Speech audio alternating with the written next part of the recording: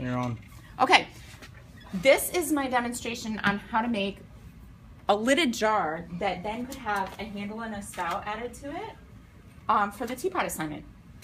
First thing I want to show you guys how to do is how to attach a bat to your wheel head. Just because it might be easier to maneuver. You're not required to use a bat on your wheel head, but it just might be something that you want to try. Whenever I throw larger forms, I always use a bat because then I don't have to worry about destroying my pot as I take it off the wheel. These are called bat pins, and these are the things that hold the bat onto the wheel. What you might have to do is take a handle of a paintbrush, and if there's dry clay on your wheel, you might have to just kind of like poke it out. I already did that with mine. Place this on here.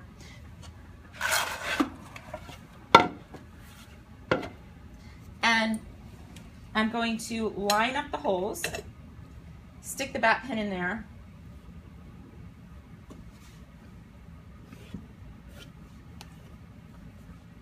and then pivot my bat so those holes line up, and then shove this in here.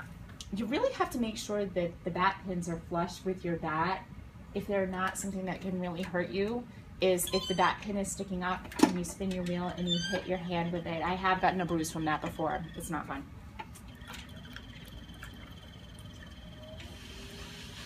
I'm gonna clean the center of my bat. Dry my hands. Make sure that my clay is a sphere. And then really stick it on there.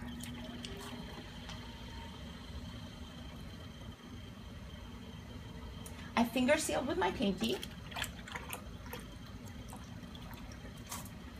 If your teapot is larger than your fist, you may want to consider changing your opening up method.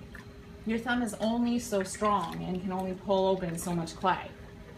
What I use, and if you look on YouTube, there's many different techniques, so I have had students kind of like investigate if they struggle with my technique. I encourage you to do that. But my technique is to balance with my right hand and pinch with my left hand. My elbows are shoved into my sides for stability. And then I pull the clay up the pot. You can stop and color in if you start to lose control. And then I'm using my left hand to actually get a nice flat bottom on my teapot. Compressing the clay at the base, I'm now going to pull up the walls. And I'm putting more pressure with my outside hand than my inside hand. Here's the thing. Even if you have a round or spherical teapot, you still want to start out with a cylinder. I'll show you how to change the shape.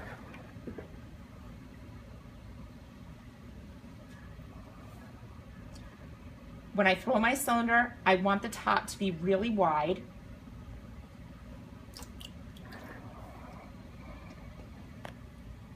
Because what I'm going to be doing is taking this lip and splitting it in half so that half of it is the flange and half of it becomes the width. So that's why the top has to be wide.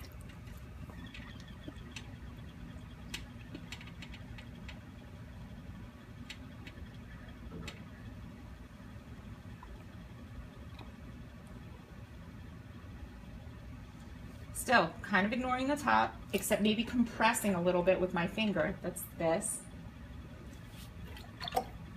And all I'm going to do is take my left hand, stick it inside, and push the clay out.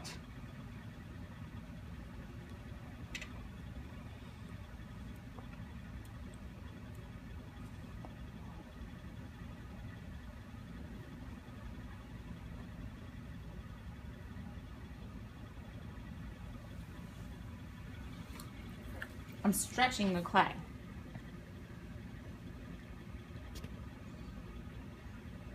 And there's all different shapes that you can make. I want the foot to be clean. So I'm going to use this. This also compresses the clay. So I would suggest that you do something to compress the clay, even if the base of your teapot is going to be completely sculptural. And you really got to get your head down there and look. Sorry if I'm in the way.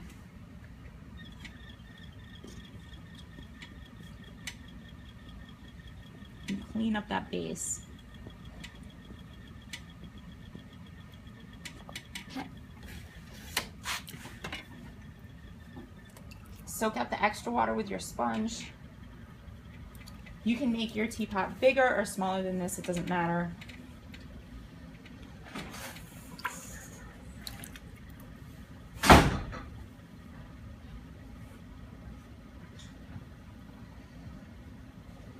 And this project is kind of a sculptural project.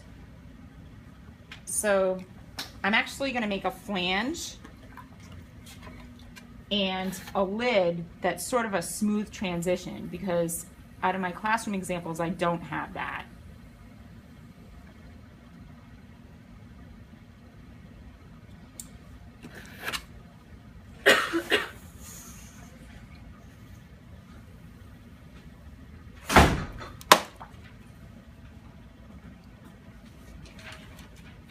Okay, now I'm going to take my knife and I'm going to use the rounded side. My knife, if I hold it stable, it's more stable than my finger because it's wood. So I am going to visualize like half of my lip, and I'm going to press the inside of that lip down.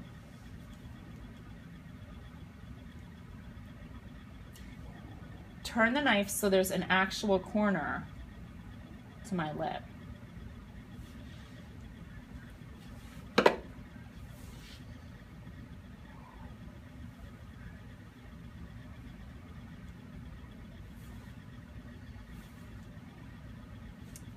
And look how thin that looks.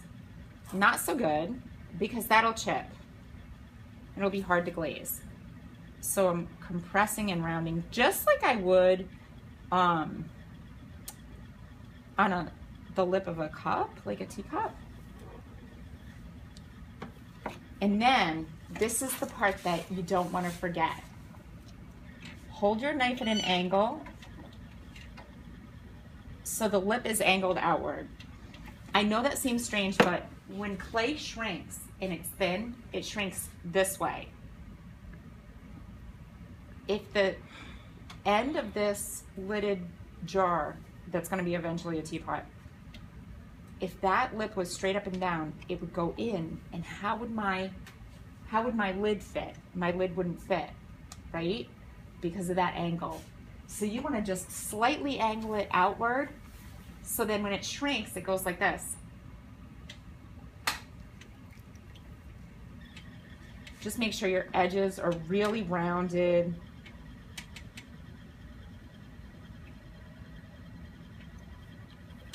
Okay? And then I'm going to cut it off.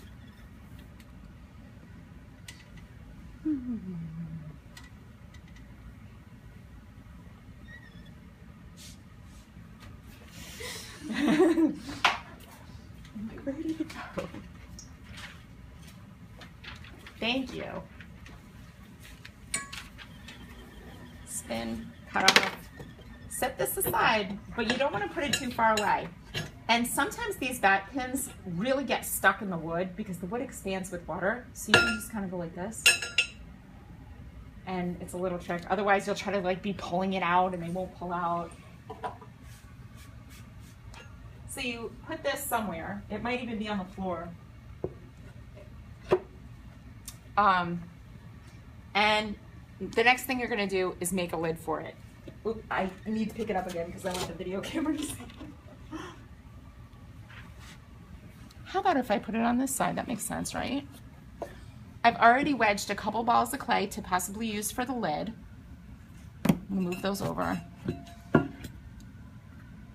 These are called calipers, and you need these to make an accurate lid. They move back and forth. You're going to take them so they're pointing outwards and insert them just within the rim and almost rest them on your flange. And get the width. As you can see, I'm shaking a little bit, but there we go. That's my measurement, okay? And you put that in a safe place, might be here. And now I know that that's the width of this is going to be a cap lid. So my wedged ball of clay. And I want this to be like kind of continual curve, like a head.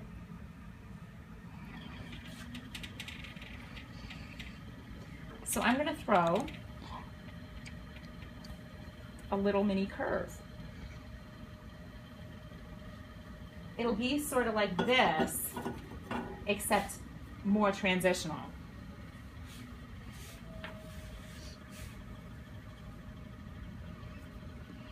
And then I get to check my width. Too wide. So what do? I can cut it with a needle tool, or I can lift it up a little bit.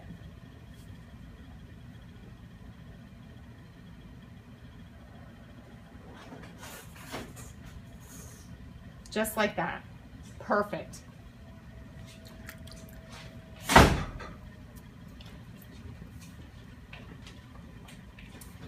But now this student said that he wants this cap to kind of disappear. And so I want a little bit more of a transition here. So what I'm going to do, I know that the width is right and that it's going to fit in the inside. But I also need to have like a little lip on the outside to transition that. So I'm going to do that with this side of the caliper. Now I know that I need to have a lip that's that wide. Does that make sense?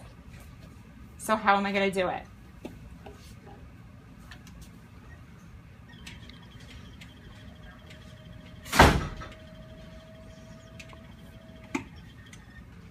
I just pressed some of the clay down as it was spinning, and that's pretty good. Okay.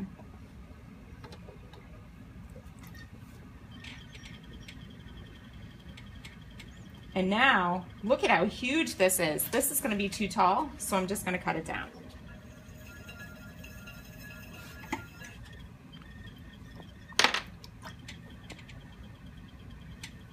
To make a smooth transitional lid, that's actually kind of difficult.